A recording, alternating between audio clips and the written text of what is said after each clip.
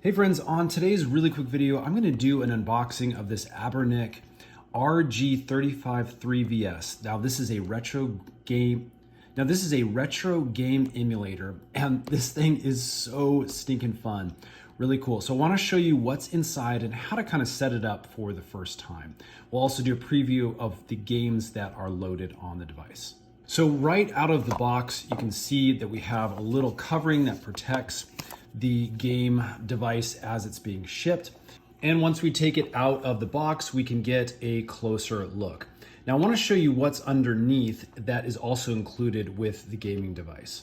So underneath the box, you're going to find the charging cable. Now this is just a regular USB-C to USB cable. You can plug that into your wall if you have one of the charging ports.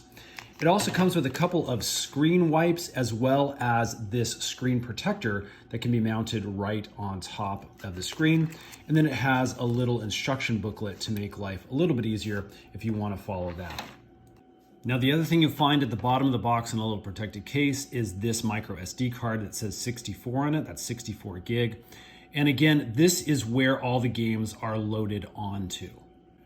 So the device does come charged, which is really nice. So you can play it right out of the box. Or again, you can stick it into that USB-C cable and charge it up a little bit. Again, the charging port is on the very bottom. Now, on the right-hand side, this is what we're gonna take a look at first.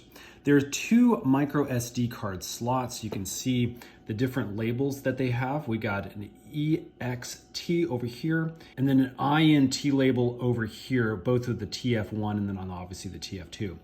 Now up top, the card is already installed. Again, it looks just like this, a little micro SD card. That is your operating system, your Linux operating system that basically runs the emulator.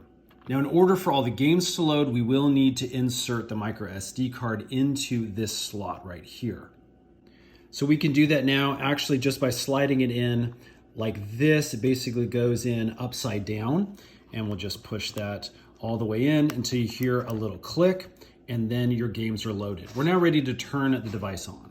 So over here on the right-hand side, that's where you're gonna find the power button. Also take note that there is a little reset button that you can use on the right-hand side of the device as well. So we're gonna push and hold that power button for 3 seconds.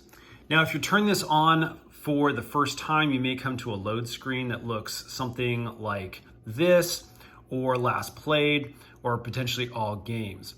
And again, as you can see, because we have that game card in there, all of these are showing up.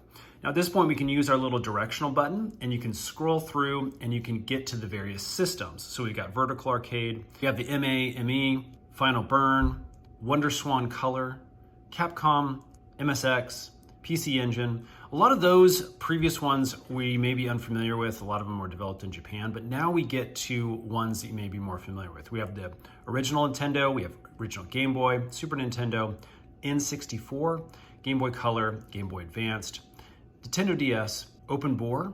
We have a ports option, settings. Then we go into Sega. We have Sega Master System, Mega Drive, Game Gear, Dreamcast, Neo Geo, Neo Geo Pocket, and then we have some PlayStation options as well, PlayStation and PSP. So again, this comes with almost 4,500 games to choose from. It's literally almost overwhelming. We'll do an additional video just so you can see all of the games more closely. For now, let's take a closer look at the device buttons. So on the front, you can obviously see we have a bunch of different great options here. We've got a home button that's up here at the top. We have our select, we have our start buttons. And again, most of these are gonna be laid out based off of the system that you're playing on using the emulator. We have our directional buttons here, or the D-pad, but then we also have these analog stick options, which do the same thing. Again, these are really nice to have on some of the older games because you can use the directional joystick versus just the D-pad. We then have the A, B, and X, Y buttons here to choose from. And then on the back, you can actually see we have R1, R2, L2, and L1. Now again, this is laid out a lot different than what you might be used to with some of your other controllers, but because this is in kind of that upright Game Boy format, this actually feels pretty good. Your fingers get used to it, and despite the layout, it actually feels pretty good. On top, you can see we have a couple of different ports. We've got an headphone input, we've got an HD output, so you can actually put this onto a larger screen. And then you also got an OTG output. On the left-hand side of the device, you're gonna find the volume up and down controls. So those are fairly easy to use. And that's about it, friends. Literally, you can go through, select the game you want to play, and just get started. It's literally that easy.